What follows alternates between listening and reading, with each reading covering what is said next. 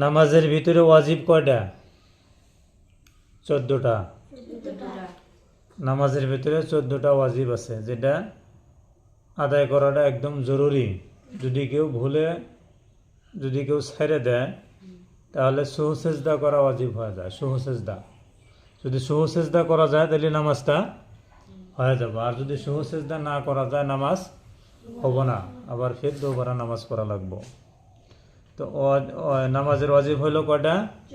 14টা। 1 নম্বরে সূরা ফাতিহা পড়া, ফাতিহা মানে আলহামদুলিল্লাহ সূরা পড়া। 1 নম্বরে সূরা ফাতিহা পড়া। 2 নম্বরে সূরা ফাতিহার সাথে কোনো অন্য একটা সূরা মিলানো। সূরা ফাতিহা শেষ, তারপর আর একটা সূরা মিলায়া পড়া। 3 নম্বরে ফরজ নামাজের প্রথম 2 রাকাতে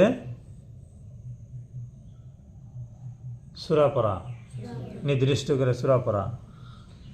4 নম্বরে আলহামদুলিল্লাহ সূরাটা, সূরা ফাতিহা অন্য সূরার আগে পড়া। আগে সূরা ফাতিহা পড়া, তারপরে অন্য সূরা পড়া। এই 4টা মুখস্থ করবা।